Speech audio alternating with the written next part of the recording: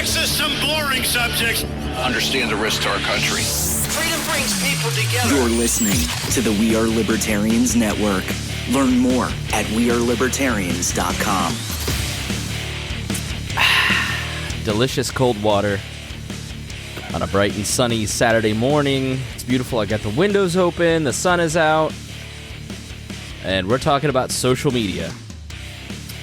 So stay tuned. We're going to review this article, Why the Past 10 Years of American Life Has Been Uniquely Stupid, that blames social media for the totality of our ills, sort of. And we're going to debate its merits. So stay tuned. Warning. This show is for adults by semi-adults, so the language is sometimes strong and offensive. I don't know what I said. Welcome to the Chris Spangle Show. Our goal is to help you sound smarter while talking to your friends. If you struggle to understand politics, we explain it from an independent, libertarian point of view. With all of the irreverence it deserves, we toss out the screaming heads, put people before political parties, and give context to the news to make you think. Now, here's our host, Chris Spangle, a 15-year veteran of politics and media. You know when it's like spring semester in college, maybe some of you remember this. I had this a couple years ago when I was actively going to school. It's dormant right now, but I'll go back, I promise. You get to like mid-April and the weather shifts, and then you've lost all interest in doing any of your homework because you just want to go outside. That's exactly how all three of us feel today. But we are here because we have made a commitment to being consistent in 2022 and not missing a show. And so we are putting on our big girl panties, and we are here doing a show for you, and we are excited about our conversation today. But I got to be honest, Harry, my mind and heart is outside because it is perfectly sunny and 83 degrees, and I'm ready. Like, see that? Get ready for that Midwest burn in. Yep. Yeah. This isn't your only fan. That's the Hot picture. I got my gym socks pulled all the way up, half my way up my calves, ready to do some weed eating. I've got my white New Balance on. I'm ready to go. I'm ready to get outside. I'm going to do a clean burn of the big green egg and clean that out too. We're going to plant some flowers. You're wearing sandals with those white socks, I hope, right? No. These are white. I mean, New you're Balance. full. You got to be full dad mode. Yeah. Right? So you have to wear black sandals or something. So we went to, she's 3, and Reagan was at an event last night, and so we went out to Lowe's. We were going to the garden store, Damon's Lawn and Garden, which my cousins own, and they were closed, so we ended up at Lowe's, and so we got flowers there, which are of poorer quality, but so be it. And so she's been all morning. She's like, when are we going to plant these flowers? So as soon as we get this podcast done. Yeah. And then also joining us, hey, Harry, say hello to the people. Hi, everybody. So Are you ready to get out and ready to get outside today? Yeah, it's 80 degrees. I want to get my car. I want to open up the garage, get all the leaves and other junk that I've pulled into the garage. It's I want to get the RX-8 out and running, get its compression test done. Put some miles on that rotary. What are you going to do? Earth Day. Reinhold, are you going to get out? I want to so badly. It's so nice out. I've got I got 40 acres, so I've got a lot of mowing to do. I've got a Ford Taurus that's half tore apart because I got to get the brake booster out. So I was working on it last night, and it got dark, and I had to stop.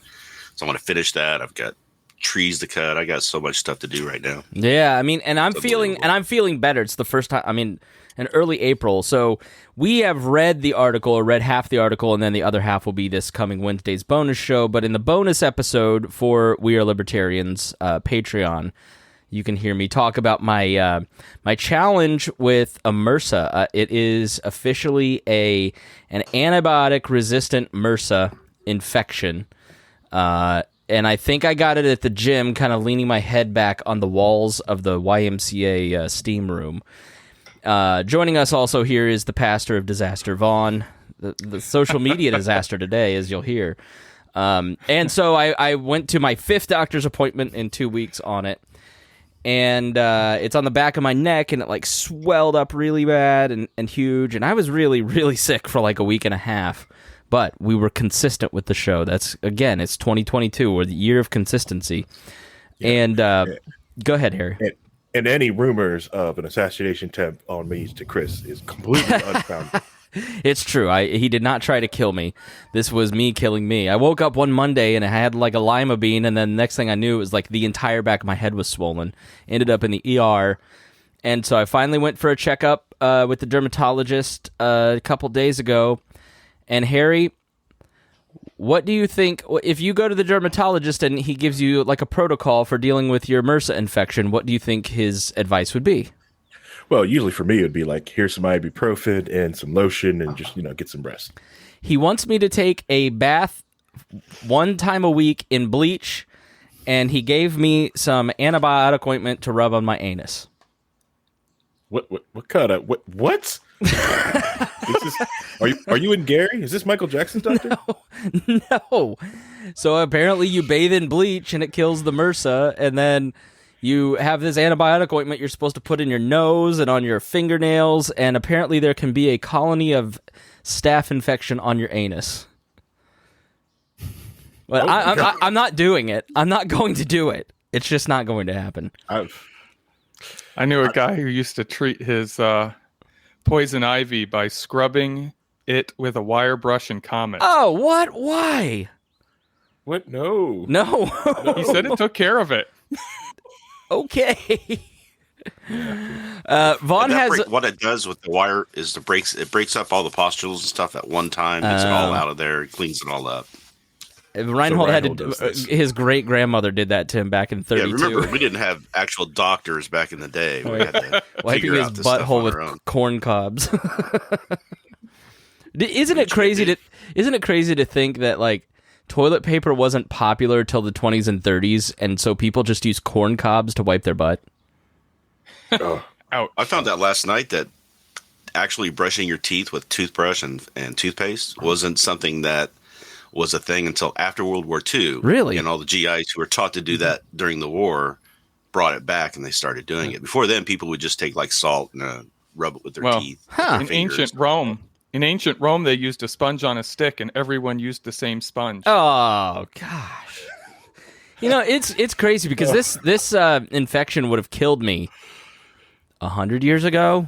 It's just amazing the times that we live in, what we survive, and like. We're very fortunate to live in America in 2022, despite what social media tells you. So, Vaughn, you are an associate pastor at a small church in Ohio. You have the most like small church background imaginable. You've got the old filing cabinet with a random hanger. with the random Bibles up there, with the basket that you probably use for collection. It's very funny. You like my sheepskin? Is there just a random sheepskin on the stairs? My mother-in-law gave it to me. There's this Christian movie that was really popular about 20 years ago, something that anybody outside of Christian circles has probably never seen. But it was this old-time preacher who always carried a sheepskin around with him to pray on. So she raises sheep, so she decided I needed a sheepskin when I became a pastor. And so you put it on the red velvet carpet that leads to the baptistry. Right. Well, all right, let's get into it. We gotta get to work here. First, I want to thank everybody who is a patron, everybody that makes this network exist. If you want to join, you can join at joinwall. I'm off my game. Joinwallplus.com. That's WAL for We Are Libertarians. And you're going to get all kinds of great benefits to subscribing, like access to Wednesday Night Live, our weekly show just for patrons, access to the complete archives of the show and ad-free episodes. Plus, you'll be supporting the last bastion of true libertarianism that's left. It's pretty sad out there. and so you are going to be supporting all of our great shows. Thank you especially to our $100 a month members, Vincent Peichel, Lars Nordskog, Jake Edel, Matthew Durbin, Ryan Hold, Christy Avery, and Jason Doolittle. And today we're going to be talking about the article that many people are discussing. Many people. Some are saying it's the greatest article of all time.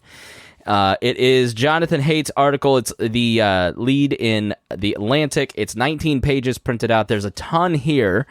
I spent an hour kind of reading the first half to set up this episode, and I thought it was very thought-provoking and interesting, and Reinhold and Vaughn don't, and you'll hear why they're wrong. I don't know what Harry didn't even know what we were talking about today, and he's like, oh, hey, what are we talking about? I was like, the article that I mentioned, you can go listen to the reading of the first half and commentary, the annotated version. I don't get the bonus show. So, but Harry has all kinds of thoughts on social media, and he's called it the lead pipes of Rome. So I think he probably agrees more in line with me. But just to give you a summation of this, Jonathan Haidt is a researcher. He wrote with Greg Lukianoff, I think is his name. He's head of FIRE, and they wrote a book called Coddling of the American Mind. And Haidt is a very well-respected researcher and kind of, in between and not necessarily on one team or the other, but he does go on Barry Weiss's podcast, which means Reinhold probably doesn't like him. Leftism, Harry. And so that was an unfair shot. Reinhold just sits and takes it now.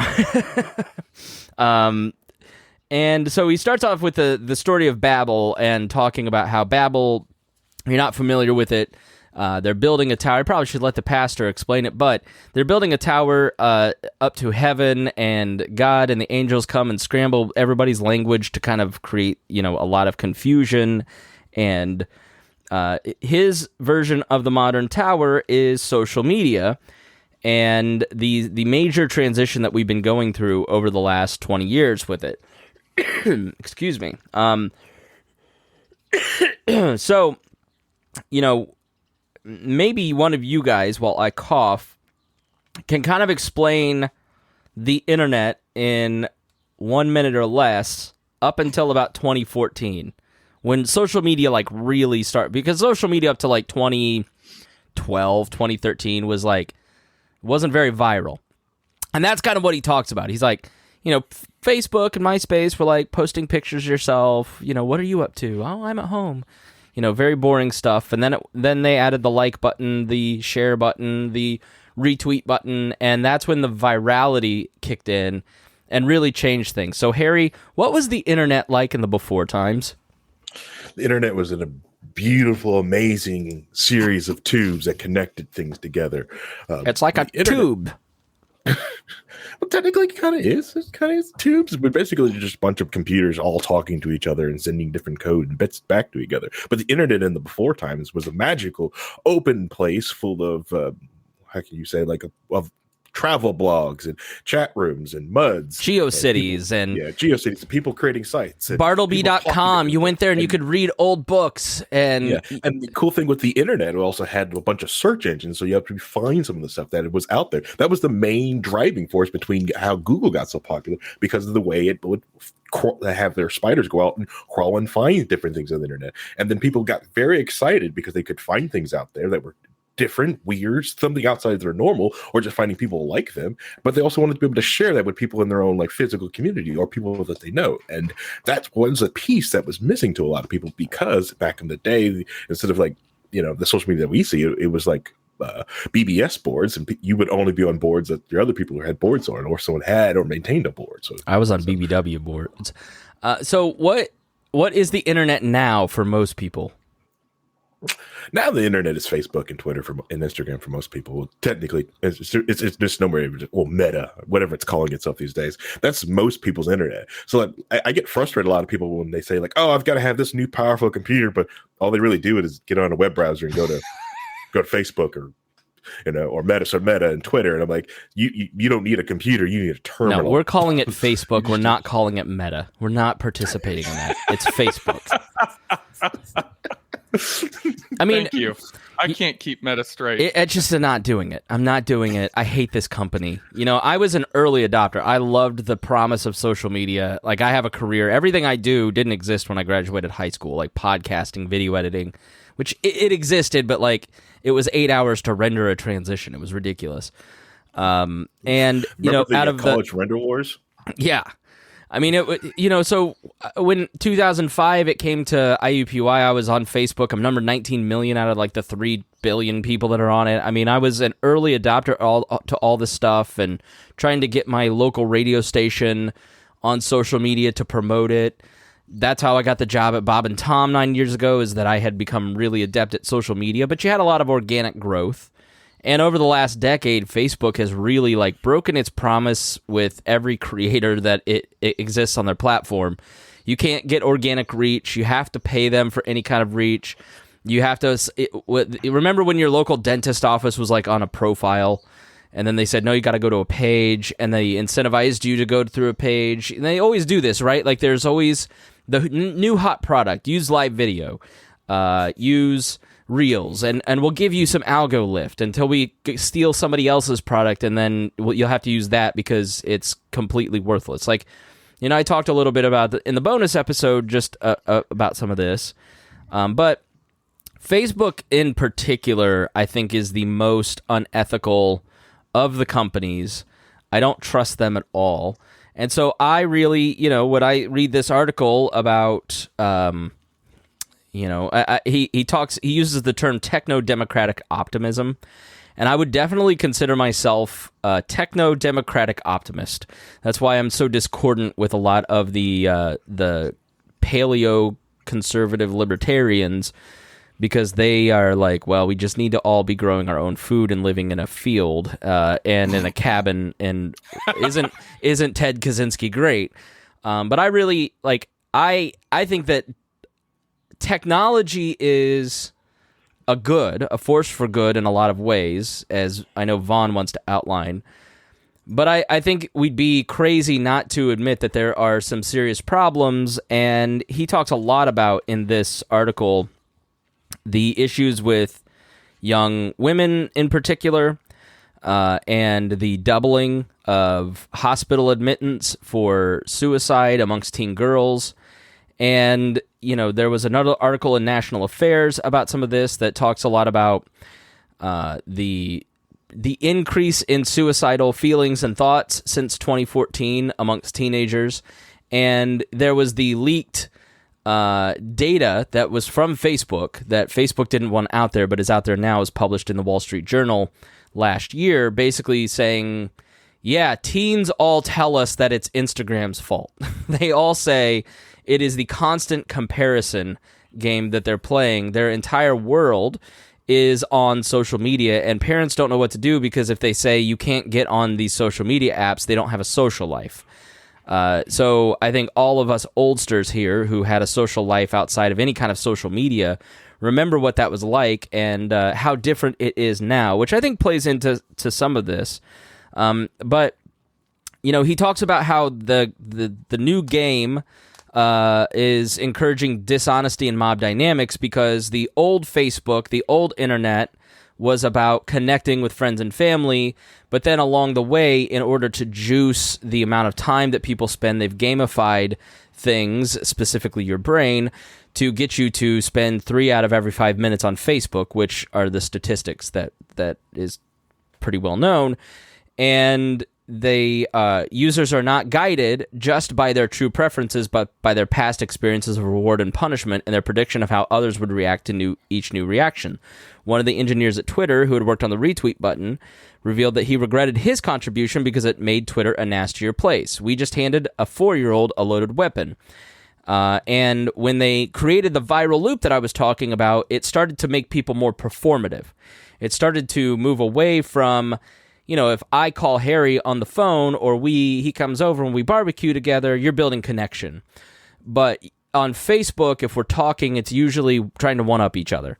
It's performative. It's trying to draw people to our sides. I'm having that fight with Rob Kendall right now on my Facebook page about the DeSantis stuff, because this is the greatest champion of liberty ever, and I'm like, he just raised taxes on 2 counties and saddled them with $1 billion in-kind contribution. And so it's Rob and I going back at each other on this stuff for the audience, right? For the people reading this. It's not us connecting or having a dialogue. We've talked all of this to death here on the show, but there's going to be... I read in that National Affairs article by Chris Griswold, I don't remember the title, but you can go and search National Affairs Chris Griswold and find it. And he takes an interesting tact in order to justify the regulation of big social media companies, in that because users are the product, and because they specifically target teenagers and Gen Z, that they are performing labor for these companies and therefore violating child labor laws, and we need to regulate this like tobacco. And I think the tobacco stuff, I want to do a history episode on the regulation of big tobacco, because I think that's exactly where this is headed. That's exactly where the conversation on both the left and right is turning, towards government action to fix these, what I think are very real problems with both teens and just the breakdown of social fabric, which he kind of goes on to talk about. But, his argument is that you are getting teens addicted to your product so they can perform labor for you, so you can get time on the platform, so therefore you can sell advertising. And that therefore it's unethical, and you're using children, and so we have the right to regulate you. I don't think there's any one of the four of us that even remotely agrees with that and thinks that's a good idea. There's no possible way that the government regulating the internet in any way, shape, or form is going to fix the problem. But I do think that there's a problem. I think it's kind of insane to say that things haven't changed for our brains, for our society, for the way that we govern, for the way that we consume media. And in some ways, it's not been healthy. It's not been good. Harry, do you agree with that premise? Well, yeah, it has not been good for some people. Some people have not been able to experience the fire hose of data, which is social media, or how the technology is working for them. It just is what it is. Did you wait for me to cut you off? Yeah, I was waiting for you to cut me off. Yeah, Okay, yeah. Because I was just saying that it's the same thing when the internet first started. Like when you were getting online in like 99 and 98, something like that, some people weren't even ready for that. Schools weren't even ready for that. The amount of, they were trying to, like, you have to use a book for a reference. It's like, well, I've got the exact same information from this book right here on this webpage. Why can't I use this webpage as a reference in my paper? Or you sit there and you can be able to, some things just aren't ready, and something takes a while to catch up to the to new product that's out. It's just it is what it is. Vaughn, go ahead. Well, I just dropped a link in the chat to another study, and see, one of the issues is people cherry pick studies to defend their own view on a thing. The study I just dropped in was done by Columbia. It was released in 2020, and it finds that there is absolutely no correlation between social media usage and depression in teens and young people. Now, while it is true that those things have risen, depression and social media usage and all of that stuff have risen in those age groups, that's correlation. That's not causation necessarily. And the science is still out. I don't think we've proven that it's the social media that's causing it. I think there are a lot more other issues going on in our society right now that are causing it. Now, social media is an amplification tool, so it can be used to amplify some of those more root causes, but fixing social media won't fix the problem. But other than the pandemic, which is only the last 2 years, what massive change has happened in the last decade other than the rise of social media and smartphones? Dennis's turn. That would cause a doubling of hospitalizations and Sure. Massive increases, other than an unhealthy use of technology. A bunch of things. First of all, there's the outrage culture that has promulgated into Okay, produced society. by what? Well, produced by mostly politicians and media. Mm-hmm. You've got since 2001, when 9/11 happened, CNN, Fox, all of those have been nothing but constant things to be paid attention to. And then people started taking advantage of this, getting their message out, creating division. We've had nothing but division creation in this country since the mid to late 2000s. And it's just getting worse and worse and worse. Social media is a symptom. It is a tool that is being used, but it's not the only thing that's doing this. We've got, like I said, media, politicians, all this stuff is going on and we don't have good sources of information, news sources, things like that we can all agree upon to use. So we're creating separate universes for people, realities. The realities are literally different. So we can't have a common communication with each other. And yeah, social media rising and being part of that is being affected by that, but it's not causing it. The causing of that is what we're doing. Yeah. And I would put climate change in there as well. If you talk, I mean, you guys, Harry, climate change is causing people to want. No. Listen. To climate change is making them crazy, Harry. No, I'm not saying climate change is. I'm saying the fear around climate change is. All right. Okay. All right. I can see that. Yeah. Think about the propaganda these kids are being taught about. And climate change is real. I'm not denying that at all. But think about the way it's being presented to these kids day in and day out. If we don't fix this in 2 years, the world is doomed. If we don't fix this in 5 years, the world is doomed. And so these kids, so many young people are like nihilists to the extreme because they literally do not believe they don't have hope that the world will exist in 40 years. Yeah. So they don't want to have kids. So that's going to create depression. Yeah, there's a lot of that. I remember because, all right, so this past Thursday was my birthday, and I was congratulations. So people, I'm 37 years old, and I didn't think I would make it this far. And oh my god, you think about it's not a depression. I think I'm gonna self-delete. This is I was always told the earth was going to be completely destroyed from our actions by this time. What's the retirement count? Just say screw it. This whole thing is going to go burn up. Thank you, Gen X, for giving that nihilism to the other generations. But it's that idea that these kids really do believe that everything, they're taught that the world isn't going to make it because these greedy oil companies and everyone else is polluting, and if you don't do your part, that something's going on, and they're getting hit by that type of propaganda, and also being ill-taught about climate change, which also has the reverse effect of turning people into climate change deniers, because if you can do math, you go okay, this doesn't make any sense, because there's things called the carbon cycle. But it's not that you guys are wrong, but think of the amount of volume and velocity that is involved here. When you're talking about seeing a poster on a wall in a school and a couple sections in a class, once a month, that can have an effect. But we're talking about 2 to 4 minutes every 5 minutes that these kids are on this stuff. I mean, right.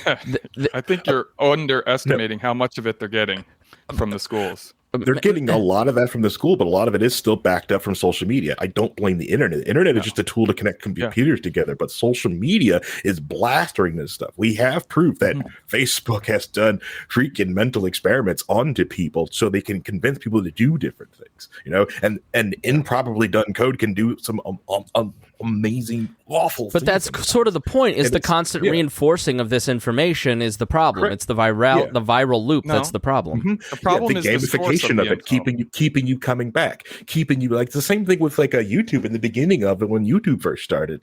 People were just putting videos out there, and then when YouTube wanted to compete with Netflix, it started to mess with his algorithm so it could get type of Game of Thrones quality content, squish things everything to 10 minutes, and you got all these 10-minute videos, and everyone started making 10-minute videos to make different things out, to hit with that span.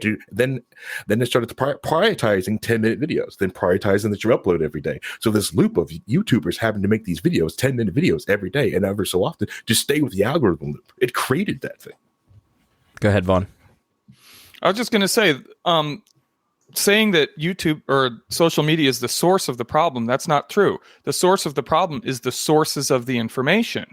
And if you look at the polarization, that's one of the things that Haidt is claiming is caused by social media. No, the polarization problem was happening before social media. If you look at the stuff that most of the crazy, your crazy aunt or your crazy uncle are posting, they're getting it from Fox News. They're getting it from OWN. They're getting it from MSNBC. They're getting it from Mother Jones. So social media is a way. But what 13-year-old girl is watching Mother Jones on YouTube? You'd be surprised, actually. I know your kids are nerds, but I mean, No, I would It's think not that it about would be the more. source. I would think that it would be not more the exactly what the children are saying when surveyed repeatedly and in large groups. So is you're that trusting children to know what their problems are caused by. I think it's a perfectly valid signal when Facebook has data that leaks and they I'll have to go grab the article and read the statistics to you. But why wouldn't we listen to them when they say that the constant comparison game is the main problem, that's the main source of my self-esteem issues? And as a pastor, I think we can both agree that when a person is constantly turned inward and thinking about themselves and comparing themselves to others and coveting what other people have, it creates a sickness of the soul. It creates a very toxic cycle that is hard to break out of when you are picking up your phone 2,200 times a day. But you don't And fix that by stopping social media.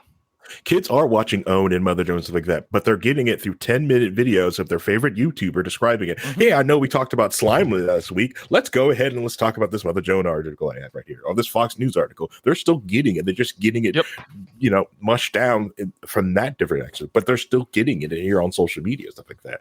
Yeah. No, the complete comparison game, they get it all the time. I have to deal with that stuff. We talk about it all the time in my yoga class and like different martial arts that we do, that there is yoga and martial arts for Instagram. But here's reality. So many people hurt themselves in yoga because they try to get a certain yoga pose that they see it on Instagram and they they rush for that pose and their body's not ready and they end up blowing out their knee. They're, hurt their back because they're trying to get a certain angle, a certain pose, I'm sorry. That. Someone getting injured doing yoga has me in stitches.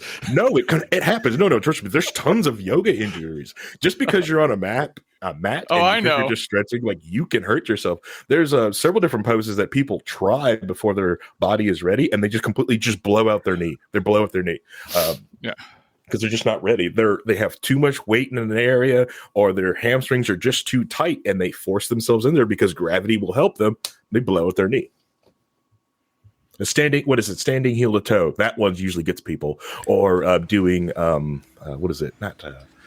What's the back? Yeah, a lot of the back bends before, like a lot of people see me do my back bends. But like I've got to warm up. There's a whole bunch of exercises I do, so that like I'm able to back bend, just for simple effect from wrestling and just doing different yoga poses. So it's the yoga podcast now?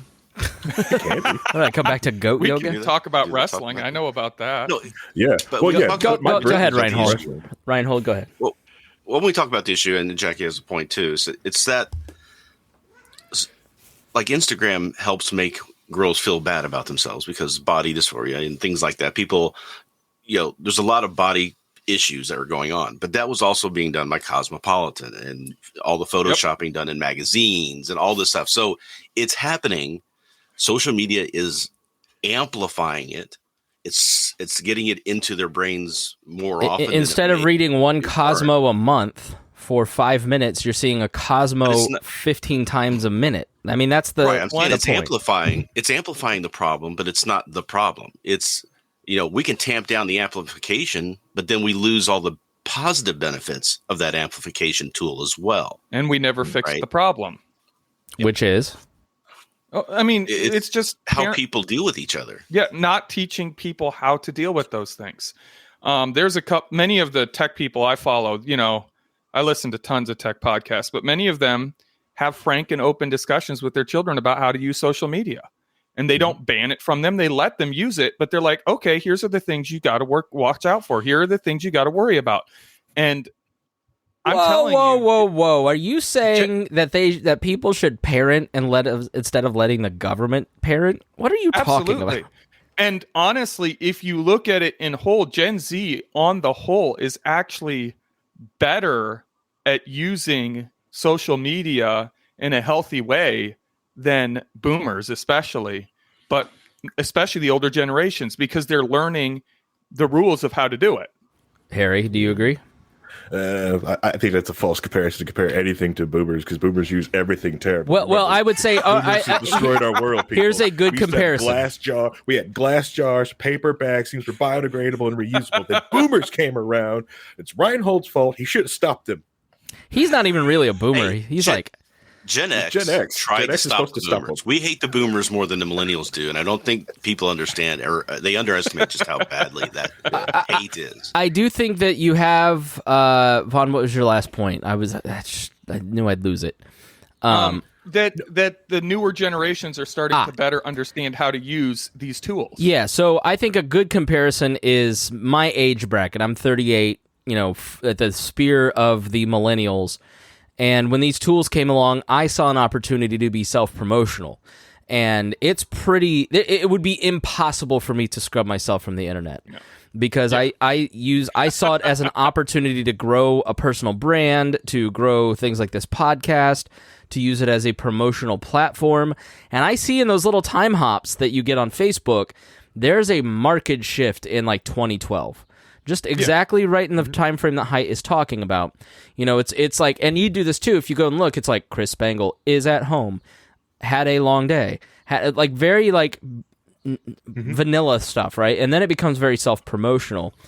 And when I've had Gen Z interns, or I have, my sister-in-laws are all like under 24, down to 16, and they are not on Facebook. Really, they have an account maybe, but they don't, they don't post personal stuff about their lives. Like Gen Z has seen the wreckage of millennials and the sex scandals and the leaked internet pictures and all that stuff, which I think why Snapchat caught on, but that's dying too. Like TikTok's where it's at, and that in a lot of ways TikTok is kind of wholesome compared to Facebook. It depends, right? Like it's I don't know if depends on what side of TikTok you're on. The apocryphal tale of the youth pastor talking about the dangers of TikToks and booty shaking, and then the girl raises her hand and said, "It's all based on what you look at in the algorithm, sir." But this article, National Affairs, is from the AEI, which is a Republican think tank, and I referenced it earlier. It's called "Protecting Children from Social Media." And he kind of talks about the defining the harm, which is, the economic imperative of maximizing market share and not necessarily caring for their users in any way, shape, or form, which I don't think any of us could disagree that Facebook doesn't care about us. And social media executives see no moral dimension or limiting principle to their ambitions of increasing shareholder value. And so these are some of the leaked Instagram research that I was mentioning. Quote, using Instagram makes body image challenges worse for 1 in 3 teen girls and social comparison struggles worse for 1 in 5. Across teen boys and girls, 1 in 5 report feeling worse about themselves. The researchers asked a group of teenagers who had experienced one of the several mental or emotional health challenges in the past month whether a given issue had started on Instagram. An astounding 42% reported their feelings of not having enough money started on the platform, perhaps an indication of the commercial impulses and what kids are shown on social media. So they didn't have enough money to buy something they wanted. Similar, 41% reported that feelings of not being attractive began on Instagram.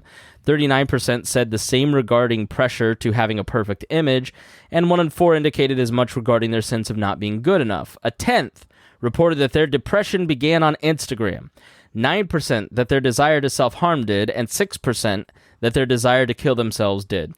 In commentary attempting to mitigate these statistics, Facebook clarified an error in the PowerPoint slide saying the estimates for wanted to hurt themselves and wanted to kill themselves should be flipped. A major vector along which this harm travels is social pressure, a natural teenage phenomenon. Quote, teens blame Instagram for increases in the rates of anxiety, depression amongst teens, read the headline of one of their slides, which reported that unprompted and consistent across all groups, teens believe that constant comparison driven by social media is the reason why there are higher levels of anxiety and depression in young people. Teens who are already struggling with these issues are especially vulnerable. And teens are acutely aware that Instagram can be bad for their mental health, but it does not lead to disengaging. They feel compelled to using the service. And the addictive reality distortion quality of social media leads to harms beyond digitally amplified social pressures. And he just goes on to give more and more of these statistics, including the way that TikTok drives extreme weight loss for young girls, as one dietitian who treats such disorders bluntly concluded, the algorithm is just too freaking strong. TikTok, I mean, this is about Instagram. TikTok has, as a person who has worked as a social media director for 20 years, TikTok is the culmination of a perfectly built platform to game your brain. And you will just get lost for 45 minutes watching all of this content. I'll do it occasionally. I started using it in January for work, and I'll be reading, and I'll go, I wonder what the castle in England that I'm reading about looks like. Pick up my phone. 45 to 50 minutes later, I'll be on TikTok watching Aerosmith videos, right? So it probably happens to you guys all the time too. Now a couple things about that, and then Vaughn, you can respond. Big Tobacco. Finally, like, they had the studies, right? Like, this is an Instagram study. They had the studies, and then eventually, once it all started leaking and they started getting pressure from governments, they started saying, the data's all flawed. So he talks about that's probably where they're headed.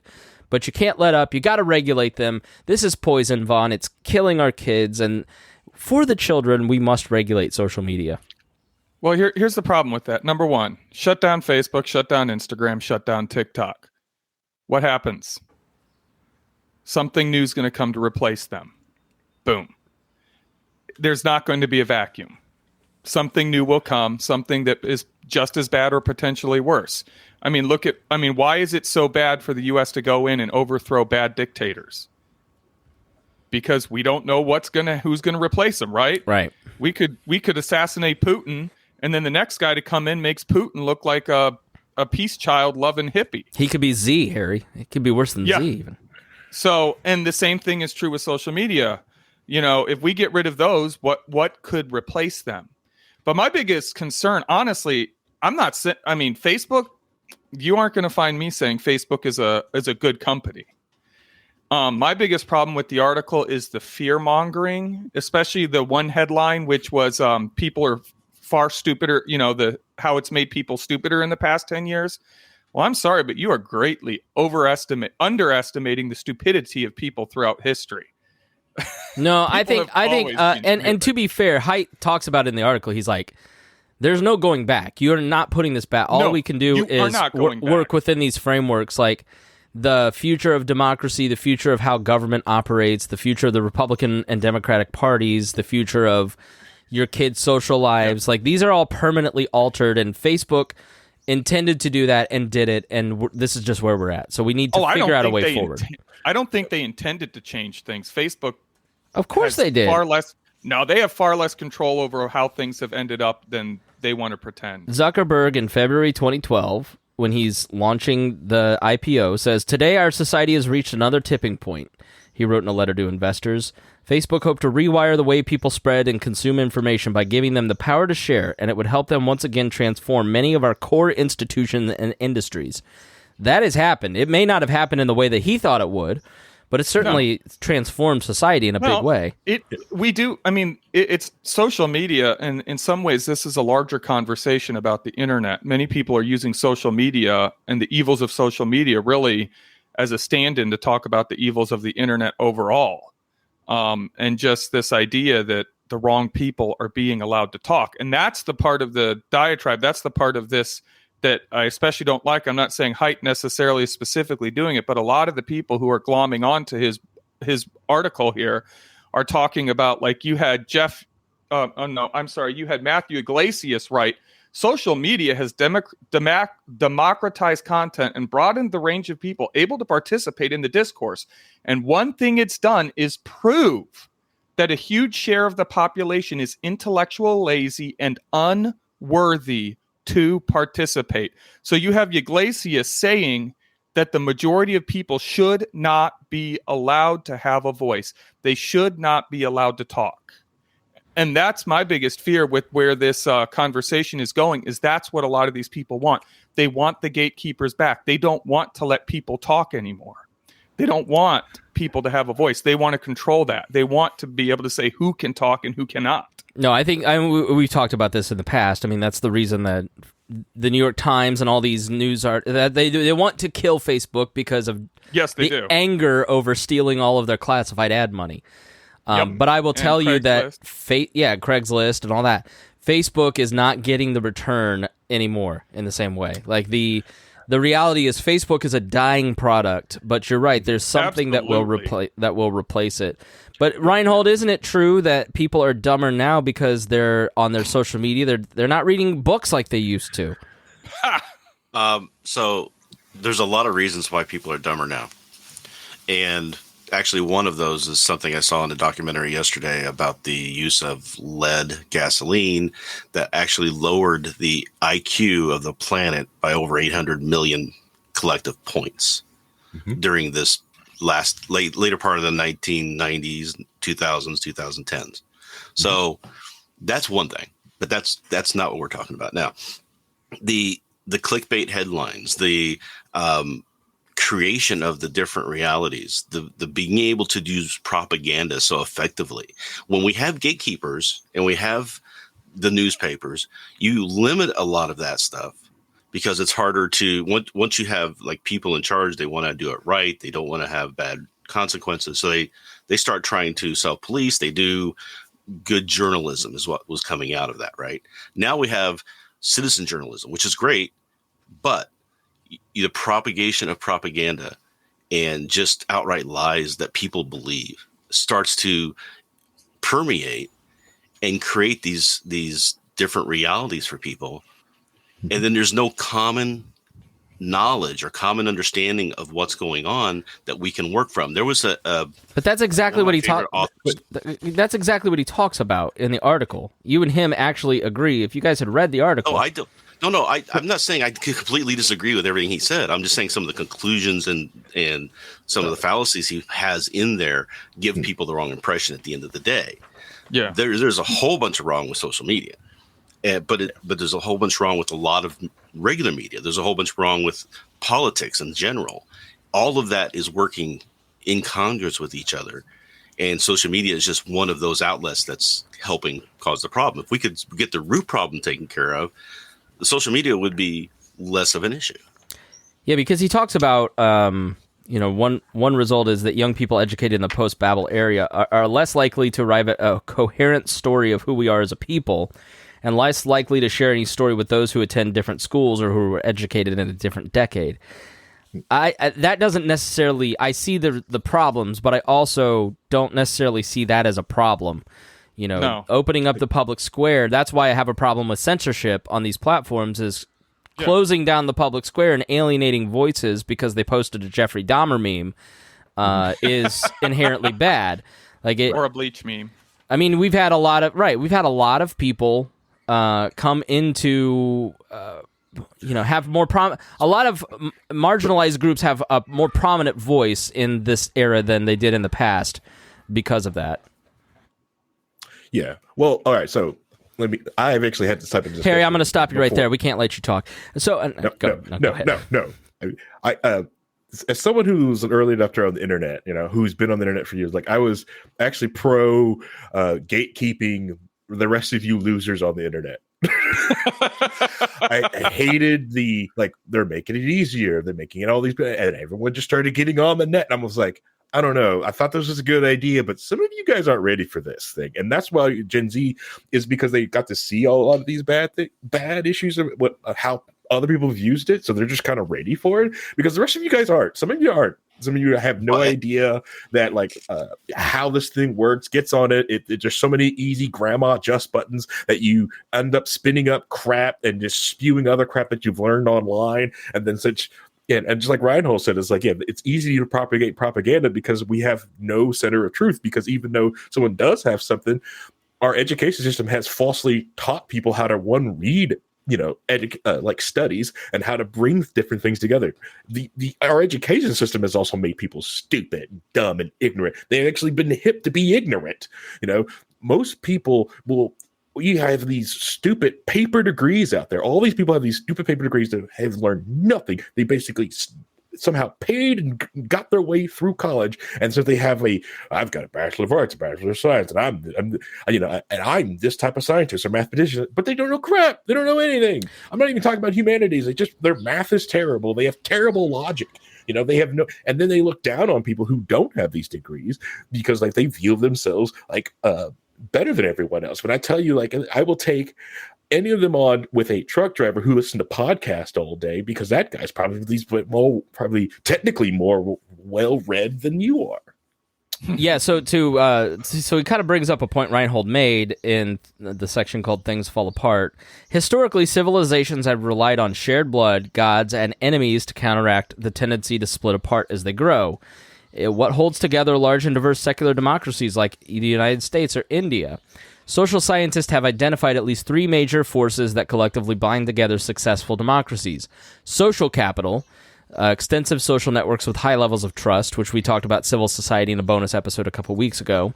Strong institutions. So, for instance, when a president tries to basically just stay in office, strong institutions were able to force him out. And shared stories.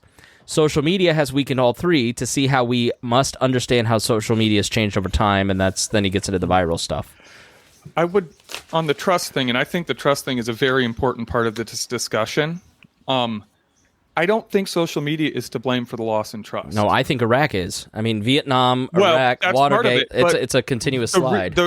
What is to blame for the lack of trust in institutions is that the institutions themselves are not trustworthy.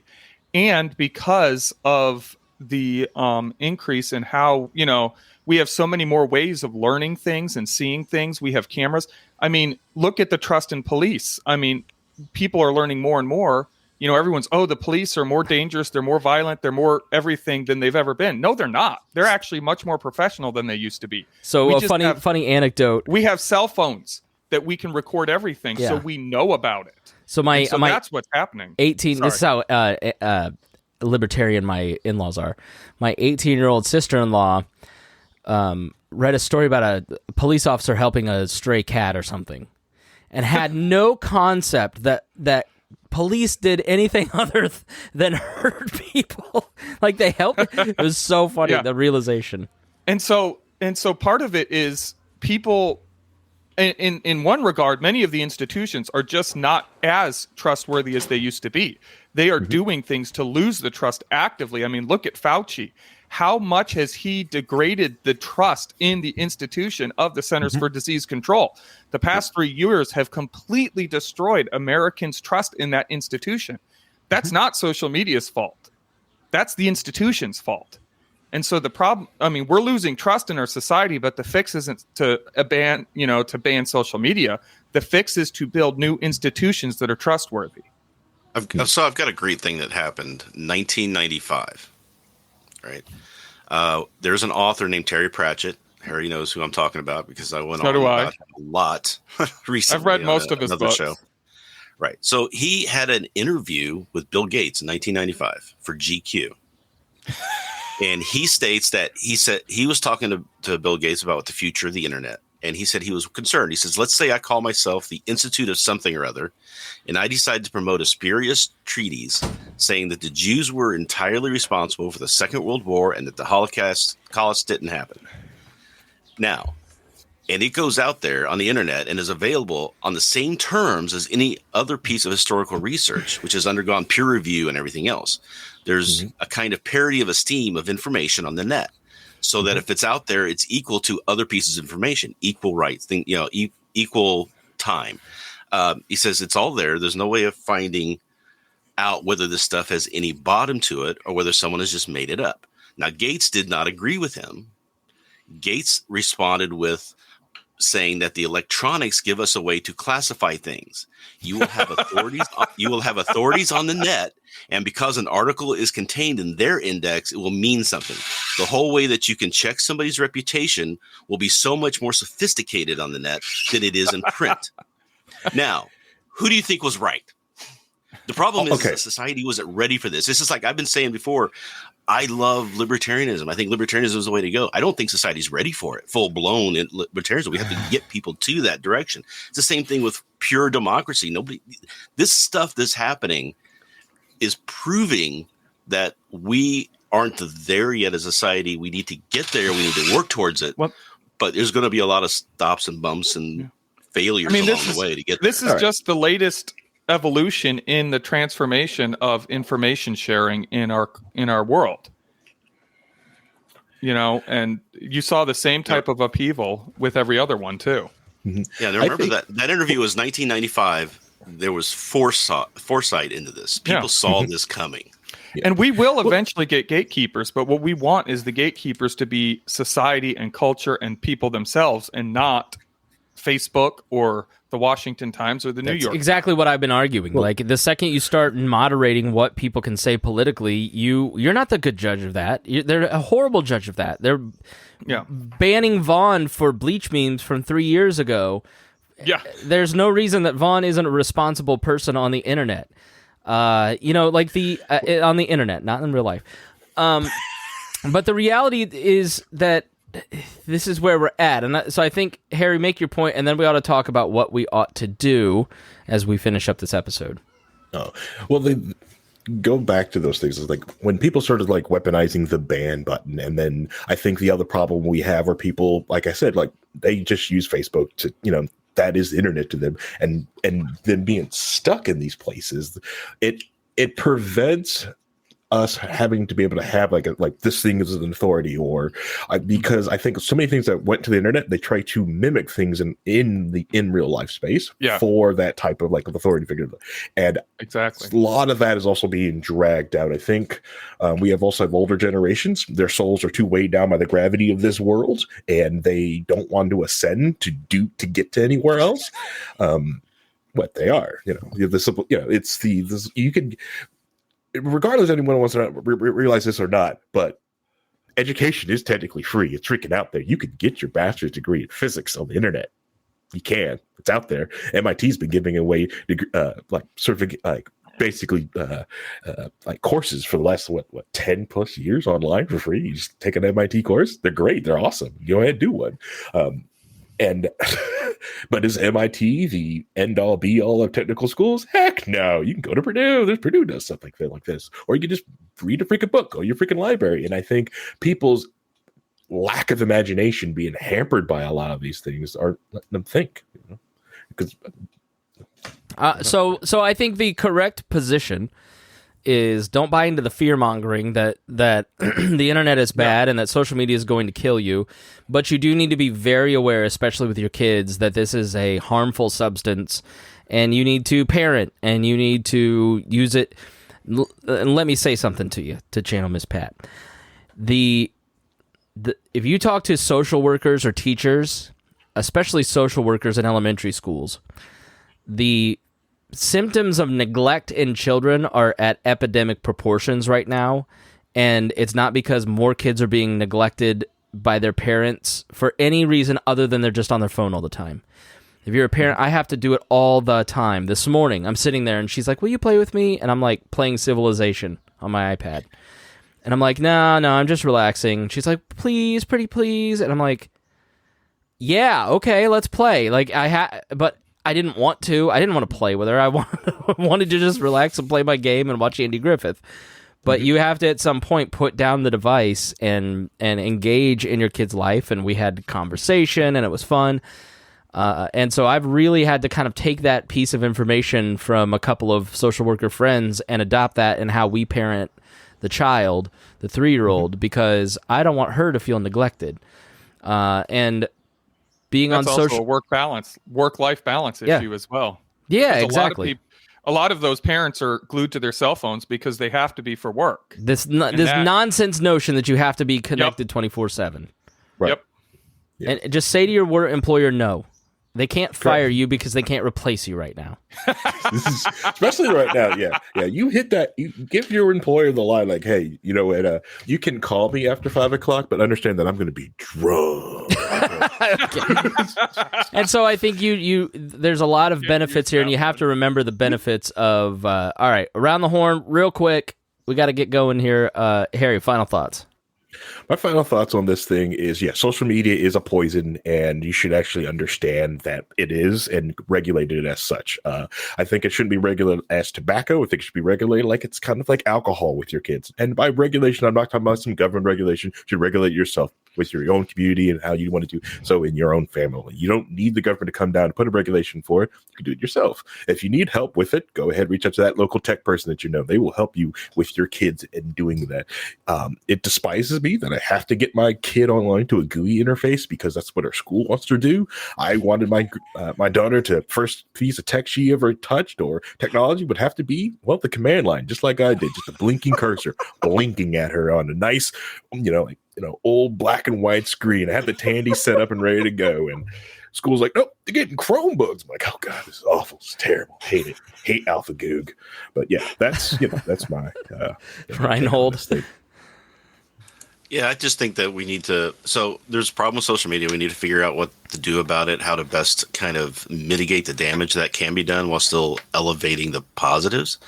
But the real issue's got to be, we've got to figure out as a society how we're going to handle information sharing in a way that is not giving elevation to things that are entirely wrong, entirely unfactual, made up, propaganda, etc. We have to have sources of authority that we can go to. We have to have ways that we can say, okay, this, the idea of Snopes was probably a great idea. The fact that the owner of Snopes decided to go a different political direction with it is unfortunate. But the idea of having a place that was non-biased and would look at things and say, this is true, this is not true, here's the facts, here's the evidence, look it up for yourself, figure it out. Those types of things are what's going to help us. There's been a lot of times in history where, like, the Republicans or the Democrats are trying to push a fake story about somebody, just like they did Dan Rather with Bush. And social media, which at the time was just called internet, within 24 hours had proven him to be completely wrong, because the typefacing and everything else on the letter and all that stuff. So all that stuff happened years ago, but we just need to figure out how we are going to find those sources of truth of information and how to elevate things that are true and de-elevate and diminish all the conspiracy theories and propaganda and everything else that's out there. So I think that's the biggest key. And clickbait articles aren't going to help. News media having all these opinion shows where they just talk about things to try and get people propagandized, that's not helping. None of this stuff is helping. Yeah, we need to really focus on what the you can only trust us, so donate to our Patreon. Vaughn? Okay. Oddly, I found my closing comments are actually going to be something I wrote 2 years ago about social media. But I wrote, whenever there is a new technology, innovation, or mode of communication, it is quickly followed by a fear that this is the thing that will destroy humanity. When the printing press was invented, when dime novels became a thing, when newspapers happened, when radio went online, when TV came, in every case there was a panic. Sermons were preached against the new thing. Sermons were preached against teddy bears, for example. Speeches given, political parties formed, articles written, all to warn people of the new evil thing that society can never recover from. Teddy bears, bicycles, cars, airplanes, pocket mirrors, dime novels, pamphlets, all were said to mean the end of civilization, and the dire predictions of doom were never realized. Every single time, when reminded of these past failures to predict the end, we are told, but this time it's different. This time it's too powerful, too much, too fast. And every time our society acclimates itself to the new technology and figures out how to use it.